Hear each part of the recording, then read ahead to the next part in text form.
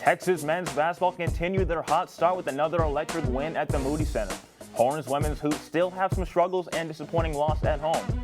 And number one Texas volleyball keeps on sweeping their way through the NCAA playoffs. All this and more on College Press Box.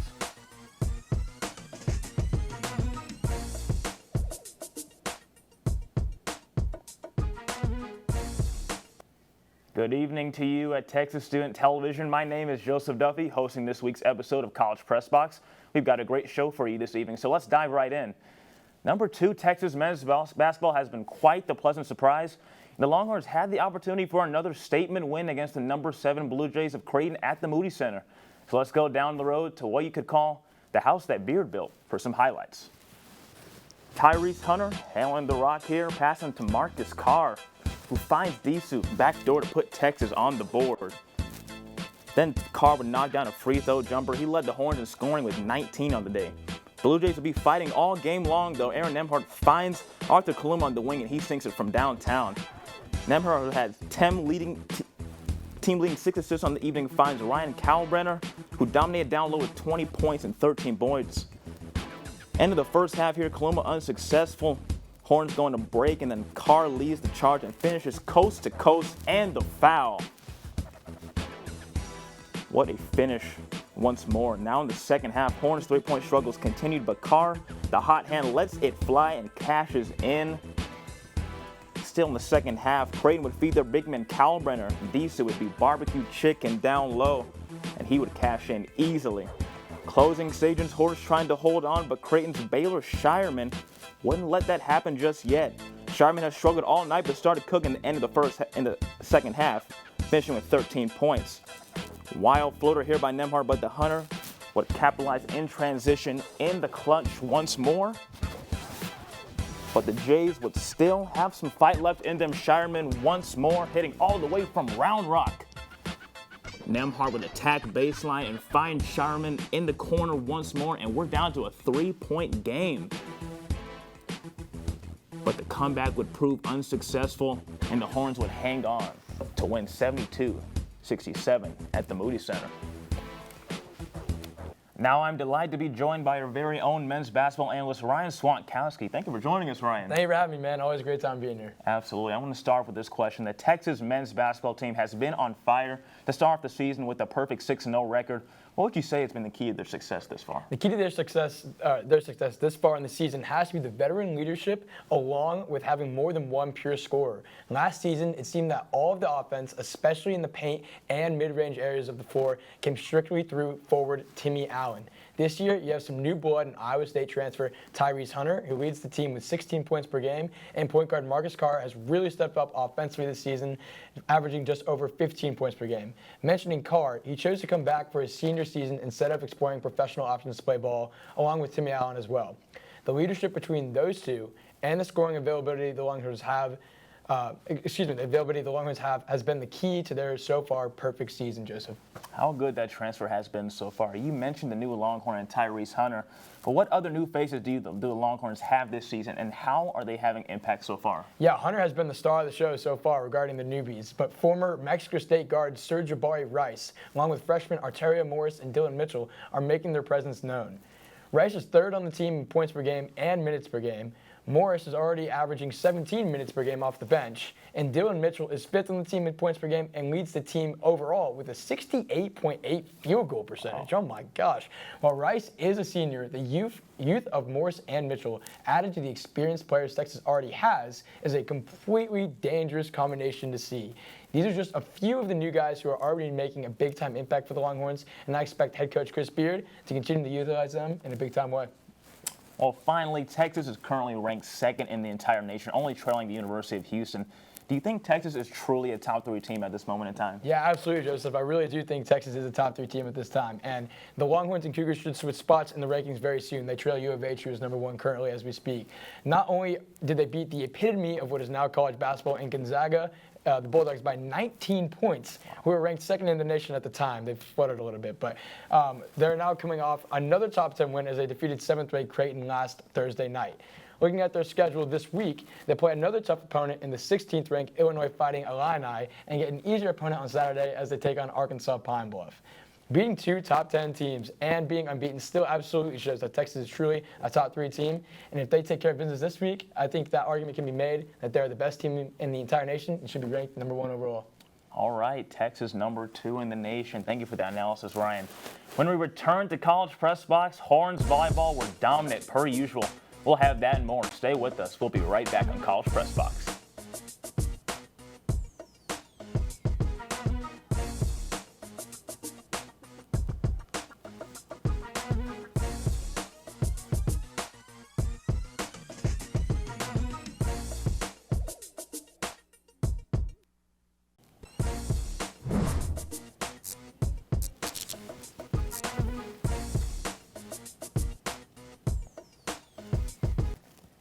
Welcome back to College Press Box. I'd now like to welcome in our very own volleyball analyst, Chloe Porras. Thank you for joining us tonight, Chloe. Thank you for having me.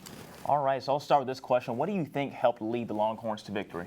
This past week, the Longhorns have swept both Fairleigh Dickinson and Georgia in the first and second rounds of the NCAA tournament, going 3-0 for both matches.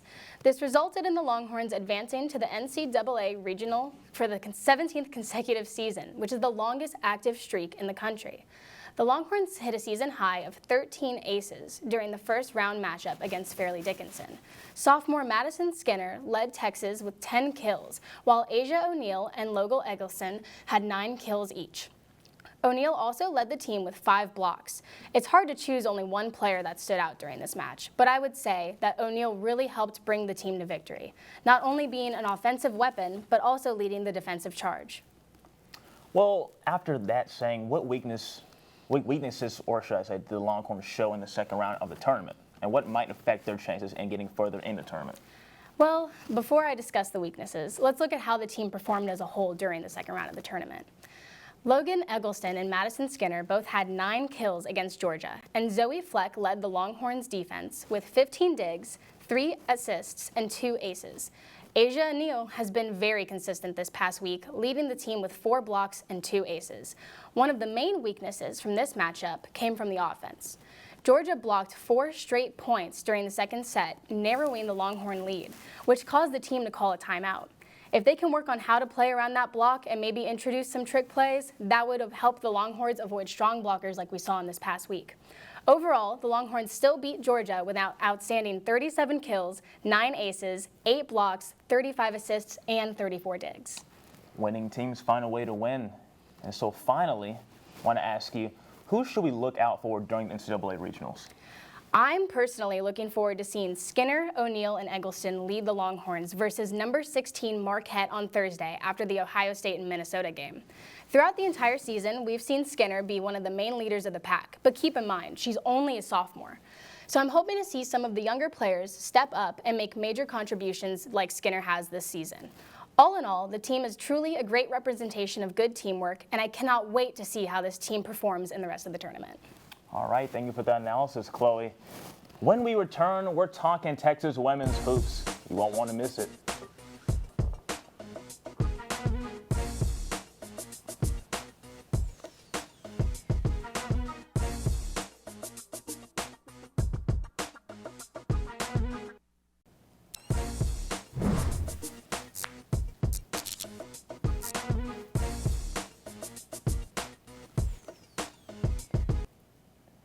Welcome back to College Press Box.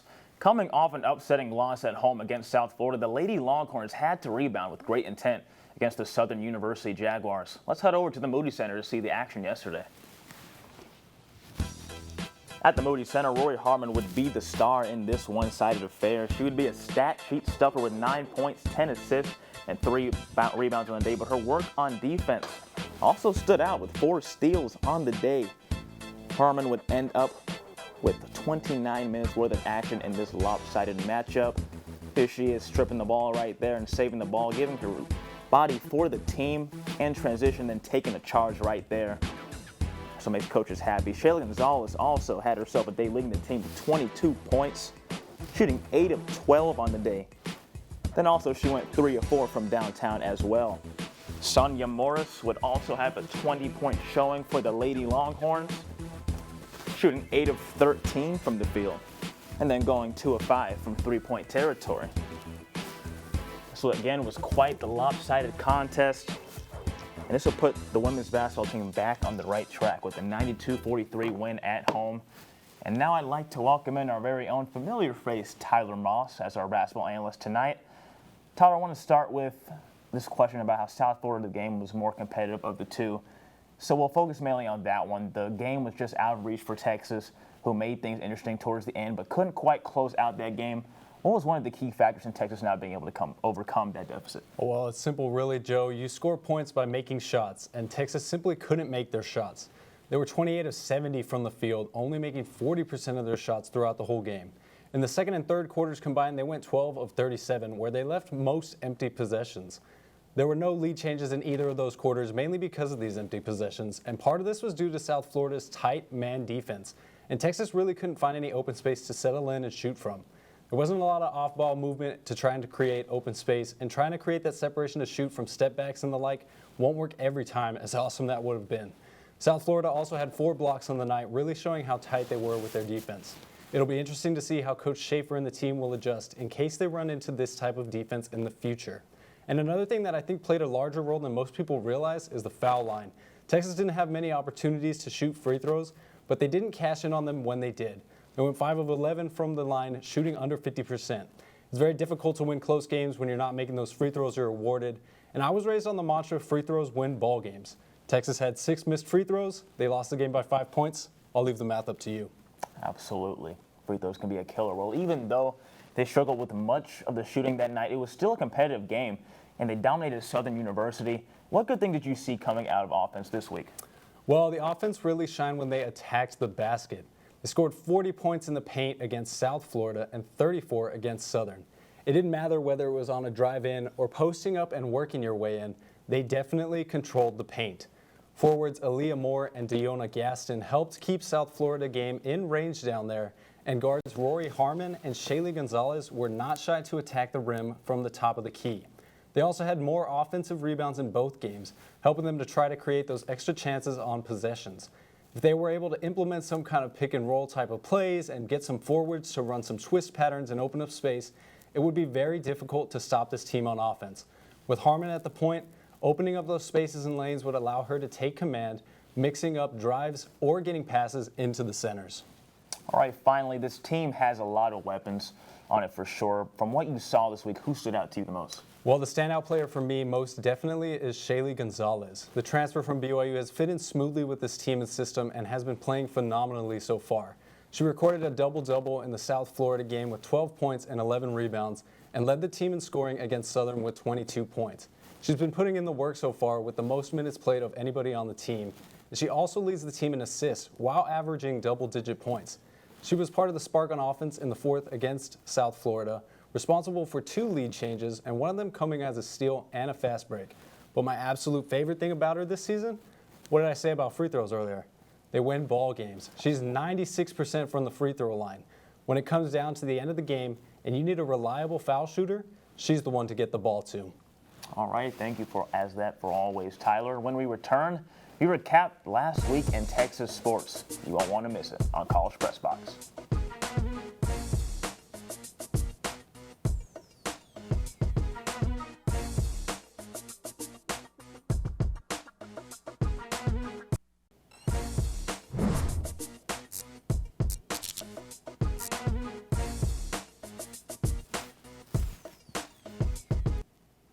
Welcome back into College Press Box.